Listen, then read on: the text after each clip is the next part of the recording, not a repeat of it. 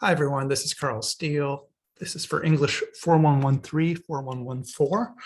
And it's my second attempt, actually, at a video about Baron Lahontan's dialogue with the man he calls Adario from a book that he published in 1703 in Europe. It was an enormously popular book.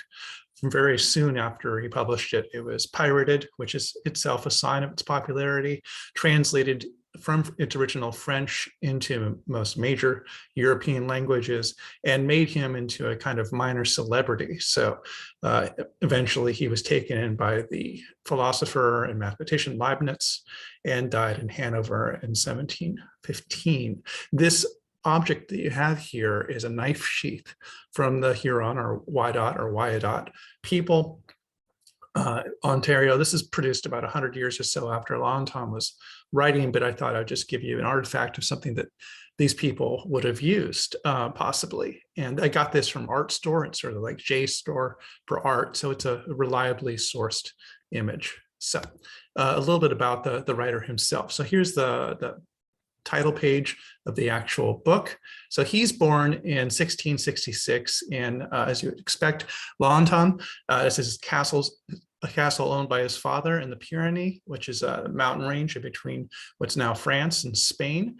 Incidentally, an interesting coincidence, that castle, which his father had purchased in 1662, was owned sometime earlier in the 16th century by none other than Michel de Montaigne himself. So that's just a strange coincidental connection. And incidentally, Montaigne's essay on the resemblance of children to their fathers, which I do recommend having a look at if you like, features in 2 paragraphs an idealized account of the mountain village of Lahontan, which is ruined when one father in that town trains his son into becoming a lawyer, and when a physician from outside falls in love with a daughter in the town, and then lawyers and doctors come in, and the tranquility and the health of the town is shattered. The town had been preserved in a kind of ideal, happy state by being isolated from the world outside it. And when the world comes in from outside, everything starts to fall apart. And I think the kind of coincidental thematic resemblances between that Montaigne essay and Lahontan's writing and the kind of larger primitivist discourse that we've seen from Alexander and Didymus and Montaigne is very interesting how all these things connect. So our fellow, Baron Lahontan, his family is more or less destitute, despite owning a castle.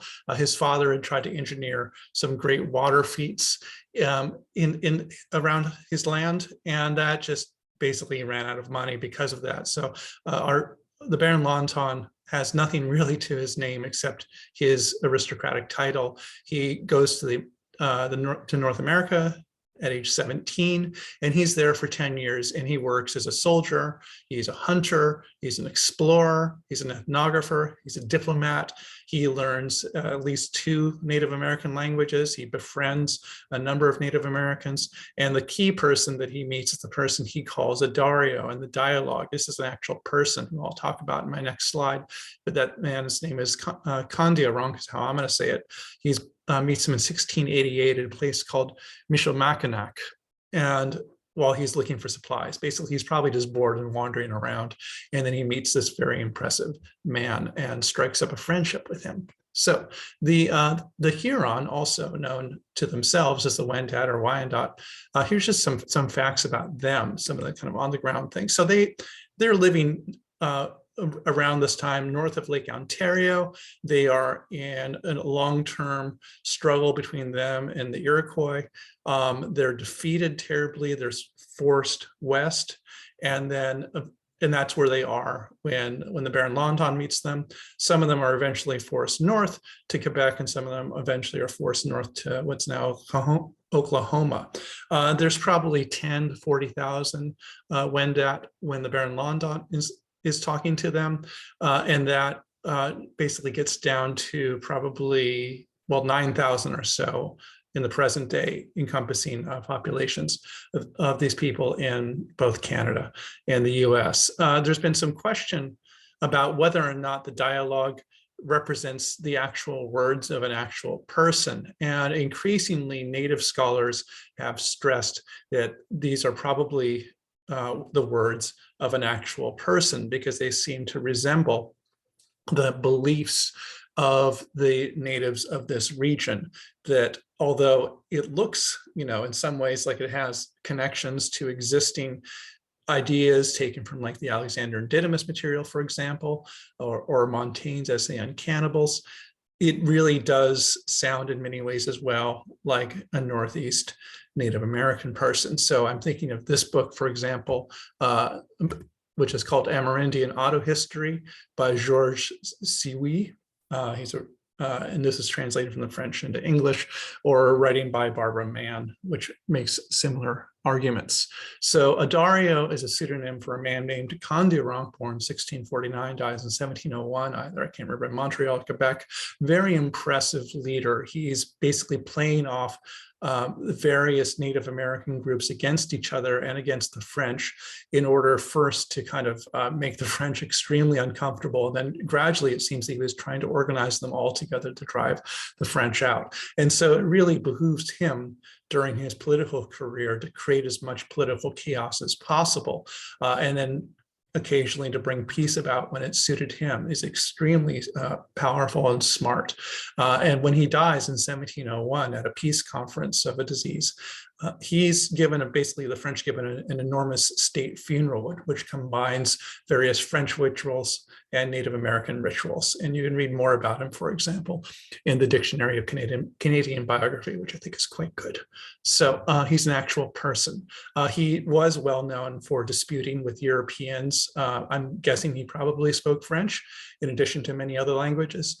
And the records we have of his conversation from elsewhere does suggest that much of what he's saying in this dialogue with Lahontan is probably at least based on words that he himself said, or at least his ideas.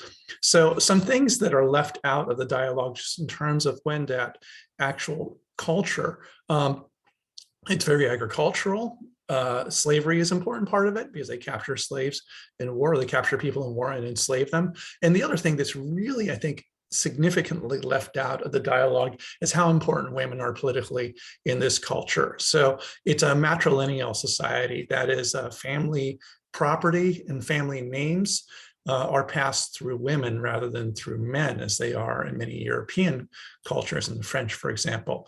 The inheritance, therefore, is you inherit from your mother, you get your family name from your mother. The longhouses are centered around women. Women are politically powerful. That traditionally the Wendat or Wyandot would rejoice more at the birth of a daughter than at the birth of a son.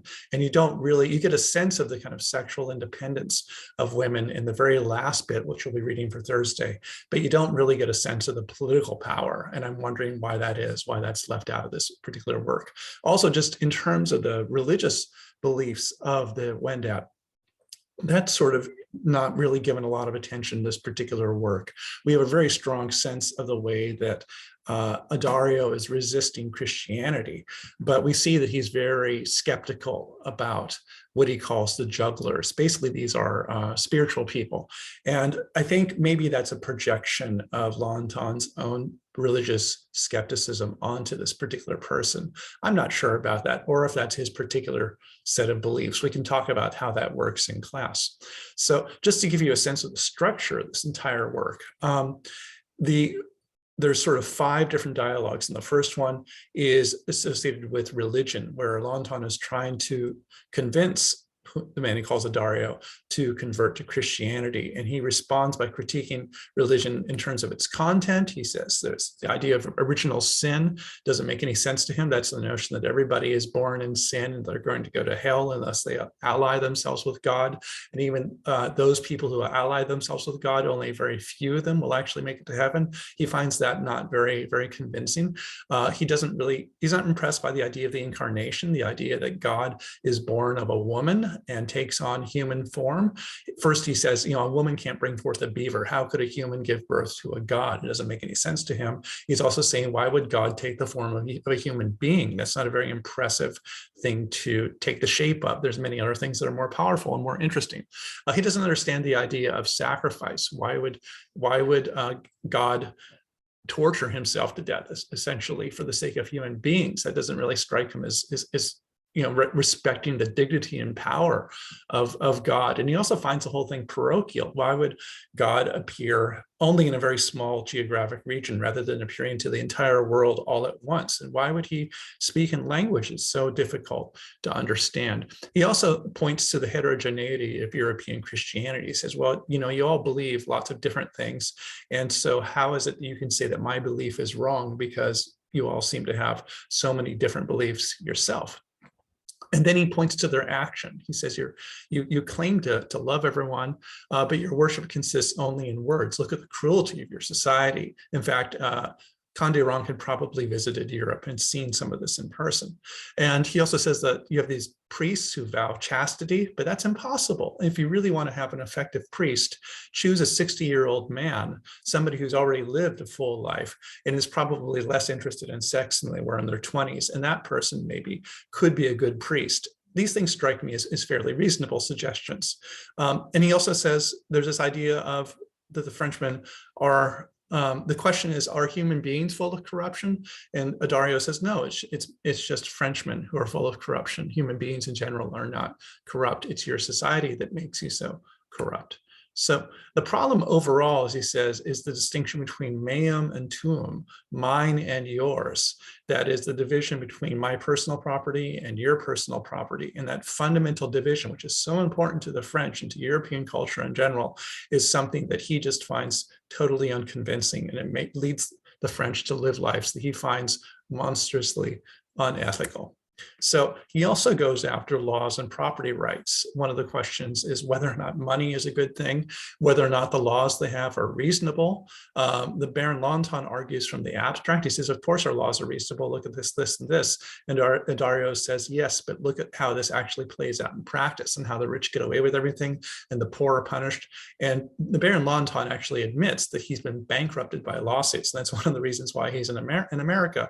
And so you get a sense, too, that he himself finds that the laws are not particularly reasonable. And then there's a final bit, which we'll be reading on Thursday, about medicine and marriage. You'll learn something about the marriage and courtship practices and the way that they differ so widely between the Wendat and the French. And for more reading on this, if you can get your hands on this book by David Graeber and David Wengrow, The Dawn of Everything, A New History of Humanity, there's about 10 pages on Adario and Lahontan in there, and it's very, very impressive, very well done study of them in a very short period. David Graeber, who's passed away recently, was one of the key intellectual figures behind the Occupy Wall Street movement.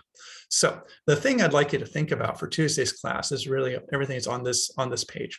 I'm interested in the kind of differences between turning French or turning Huron. That's sort of the argument that this debate is really about. And so here are some of the things that Adario says. He says, thou shalt never see the good country of souls unless thou turnst to Huron, basically saying to Lahontan, you're going to be kept out of all things that are good unless you take on our customs. Our customs are clearly superior. He says to him, take my advice and turn Huron, for I see plainly a vast difference between thy condition and mine. I am master of my own body. I have the absolute disposal of myself. I do what I please. I'm the first and last of my nation, etc. And he says to the French, you're basically all slaves to your king.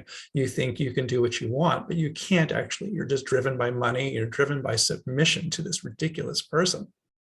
And he says that we have total unanimity. We are all of one mind. Our wills, opinions, and sentiments observe an exact conformity. Now, in this country, in the USA, we have a very strong emphasis on individuality and individual liberty and being different from everyone. And everyone wants to believe they're a maverick and a special little snowflake who's different from everyone else. And that is obviously not the form of society that this particular person is promoting. And you can think about that as well, and what that has to do with the question of the human, because that's the thing I'd like you to think about and write a little something for me about for Tuesday's class, maybe 100 to 150 words, just thinking about the relationship between these two paragraphs. So we have at the top here is Adario saying to the Lahontan, he says, if I asked you what a man is, you would answer me, he's a Frenchman. And yet I'll prove that your man is rather a beaver. That is, the French are actually basically animals. For man is not entitled to that character, that name that is, upon the score of his walking upright upon two legs, or reading and writing, and shewing 1,000 other instances of his industry. I call that creature a man who has a natural inclination to do good and never entertains the thought of doing evil. He's saying, you believe that you are human beings, but the only reason you act the way you do is because you're afraid of the law. That's in the fundamental character of being a human being is to do good. It's not about looking like a human being. And Lahontan later on says back to him, he says, you take pleasure in descanting. That is talking about the felicity of the Hurons, a set of men who mind nothing but eating, drinking, sleeping, hunting, and fishing, who have not the enjoyment of any one conveniency of life, who travel 400 leagues on foot to knock 4 Iroquois on the head.